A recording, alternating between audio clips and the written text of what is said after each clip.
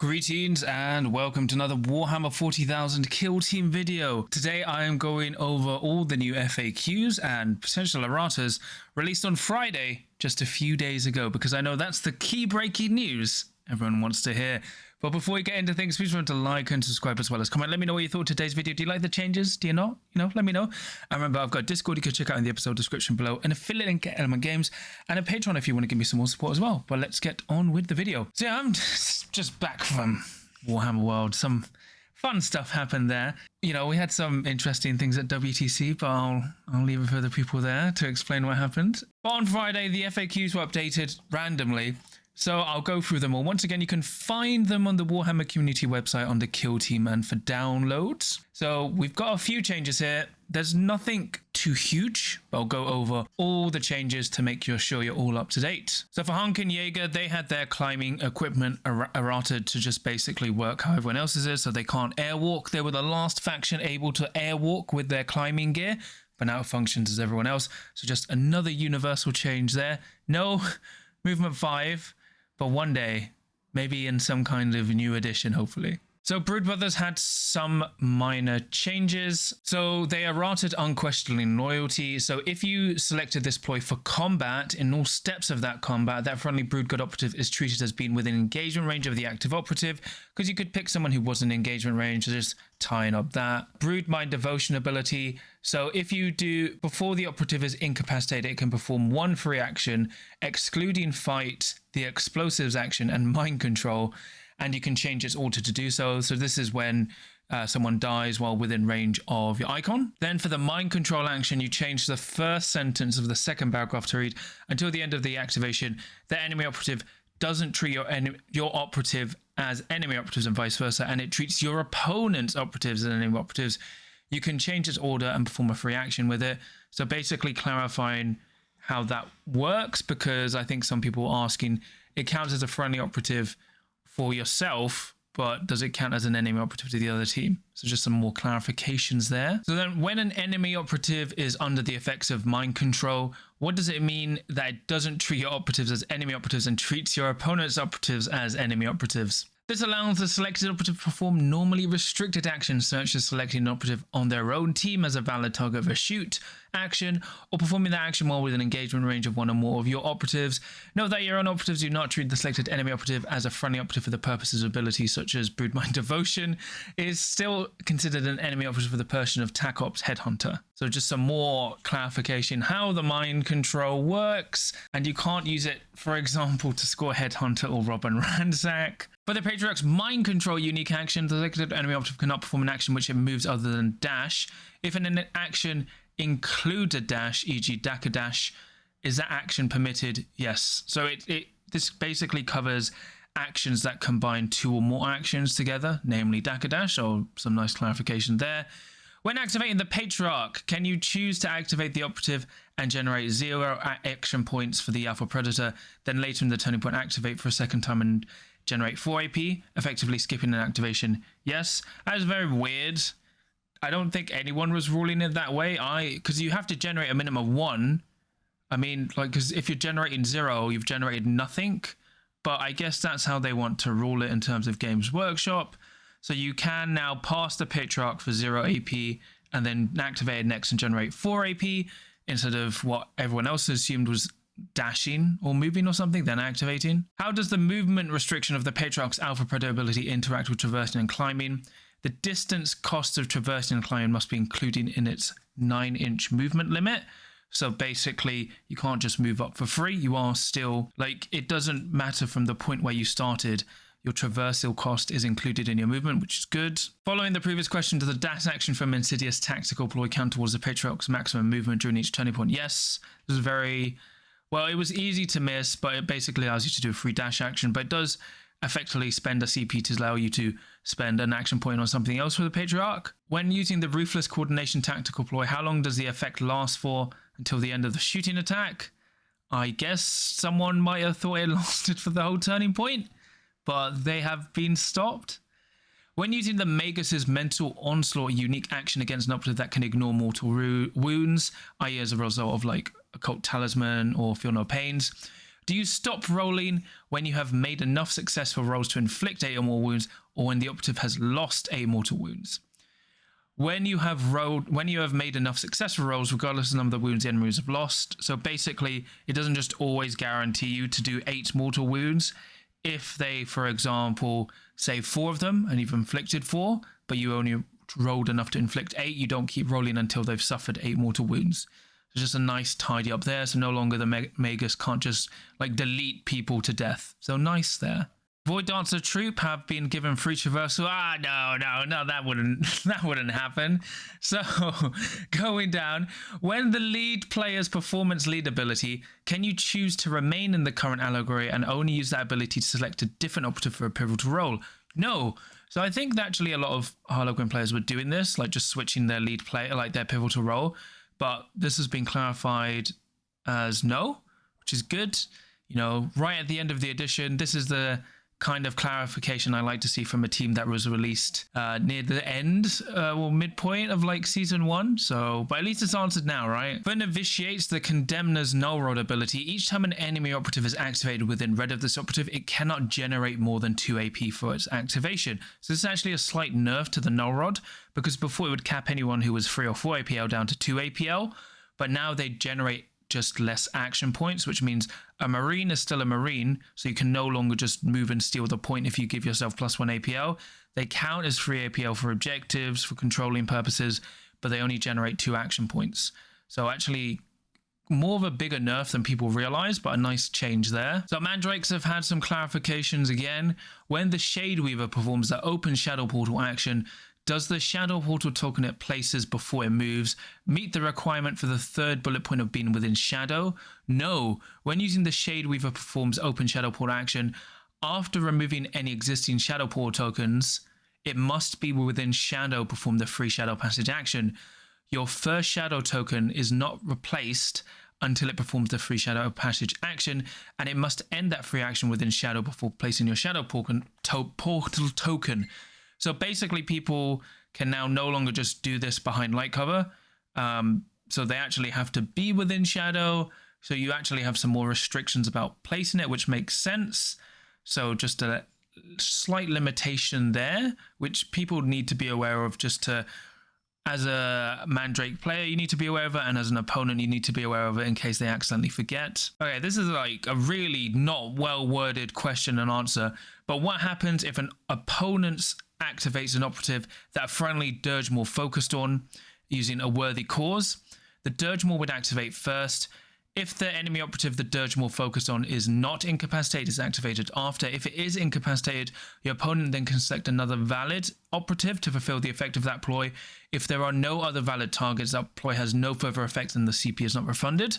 So very brutal interaction for Pathfinders. You just have to set up 2 different worthy causes against Mandrakes. Otherwise, you're just paying 2 CP to die. If an operative has a rule that allows them to retain a dice as a result of a 5+ as critical saves, e.g. Hardy, and they are shot by a Mandrake operative with a Soul Strike weapon, does that first operative still benefit from the effects of the aforementioned rule? No, Hardy and similar rules have no effect on being shot with a Soul Strike weapon, which is rough. Like, I understand why, because then you'll be like, oh no, but then they save, we reverse it. So on a 2 or 1, they get a critical save. Just a nice buff for Mandrakes. When shooting an enemy operative with the Dirge Maw's horrifying scream range weapon, if I retain a critical success and apply the stun critical hit rule, would that affect the target's successful saves when resolving the Soul Strike special rule? Yes.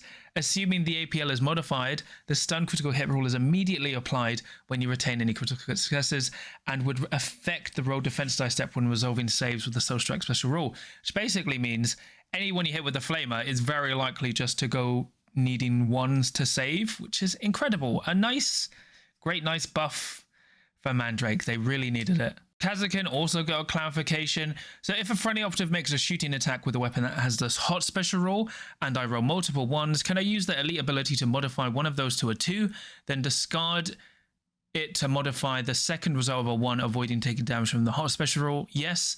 Neither dice is discarded as a 1, meaning the operative would not take damage from the hot rule. So a nice interaction there, because originally we all thought even if you rolled 1s and discarded them, like Well, the discarded one you would still take, but if you changed it, so just some nice clarification there. So Kasrkin are slightly better with plasma guns and go in hot. Hierotek Circle also got a clarification. How much emotional damage have you done to us as the Hierotek player base? Answer is yes. I mean, can you please clarify the timing of reanimation protocols and living metal after the Q2 2024 balanced data slate? After the Q2 2024 balanced data slate, living metal would resolve for friendly operatives, then you roll for each reanimation token after. So just clarifying, because funnily enough, a lot of people actually don't own the physical rules for Hierotek Circle, so they wouldn't know the original wording. So this is a funny interaction. It's like, oh, are you using online rules resources? Well, this is how it works. But unfortunately still quite brutal for Hierotek Circle. Okay, so Hearthkyn Salvagers have a very confusing errata. So basically, they forgot to delete the locator early detection ability. So you have this weird interaction where if you're not playing in a tournament competitive setting, the locator only works during the scouting phase. But if you're playing with the balanced data slate in a competitive tournament, then it affects during the strategic phase up until the start of the first turning point. So it's just very weird they forgot to delete that wording because everyone got so confused. But basically just ignore that errata. The locator is still as he is in the balanced data slate. And then we have a nice clarification here. It was submitted by one of my Discord users. So if a dozer operative is incapacitated while fighting in combat and uses the brawler ability to strike with one remaining attack die, causing the enemy operative to also be incapacitated or no longer control the objective marker as a result of stun, can I use the worth it tactical ploy to perform a free mission action before the dozer is removed from the kill zone? Yes. So just making some more nice utility from the dozer, making like if you actually want to clear him off a point that you're trying to score on, you actually have to shoot him, which can slow things down, or charge him with another operative. So very interesting there. Gellerpox also got an FAQ. Are mutoid vermin ignored when determining the control of areas of the kill zone for vantage and such? Yes. Because they don't interact with TAC ops in any way outside of passive TAC ops, such as eliminate guard, or stuff that nominates people to just die. So some really weird clear clarification there. Blades of Khaine got some erratas. So for the Die Avenger aspect technique, for the death of 1,000 blades, when using this, when a friendly Die Avenger operative is performing the shoot action with a Shuriken Catapult or Twin Shuriken Catapult, until the end of that action, that weapon has the Torrent White special rule, but you can only perform a shooting attack against one other valid target.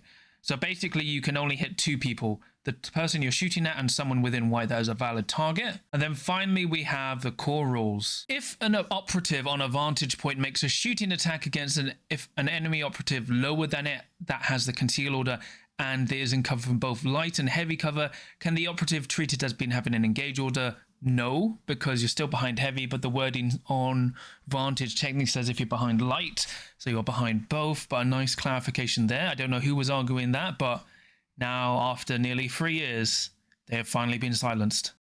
When climbing over terrain, e.g. a ruined wall, can the operative climb up and then drop to descend the other side? Yes, apparently this is a contentious issue, even though it was kind of highlighted in the core rules. But yes, you can climb over anything and drop over. That's how the climbing rules work. So a nice clarification there. For ploys like Dark Favor or Unquestioning Loyalty that change the target of a shooting attack, how do you determine dice automatically retained as a result of cover? Unless stated otherwise, such as with Savior Protocols, dice are automatically determined as a result of cover as if the new target is the intended target. So if the original target was in cover, the one they bounced the Get Down Mr. President ploy onto counts as being in cover as well, which is really strange because I ruled it as them jumping into the open because you can't tell where they're going. So they're just diving in the way of the shot. So I ruled it as if they didn't get any cover. So it's interesting they've ruled it that way because otherwise I guess it's just for ease of use. So we now have a definitive answer there. And there we have it. That's all the FAQs and erratas for Kill Team, maybe for the entire edition. We'll see. So otherwise, there's been no real big changes. The biggest one are for Brood Brothers, namely they can activate the Patriarch for 0 AP. Some more clarifications on how mind control works, and they can't use explosives when the mine layer dies within the icon range. Clarification there. Hernkyn have universal climbing gear like everyone else. Hearthkyn have some interesting active interactions with the Dozer. Hierotek Circle players get maximum emotional damage. Void Hunter Troupe can't tinker around with their pivotal roles. Novitiates Condemner null rod ability doesn't reduce your APL, only the AP you generate.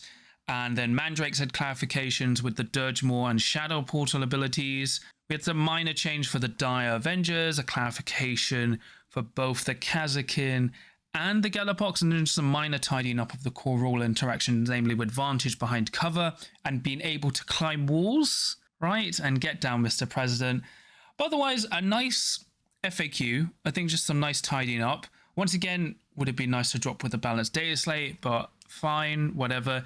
It's just weird it randomly dropped on Friday with like no real announcement. Maybe it was for WTC.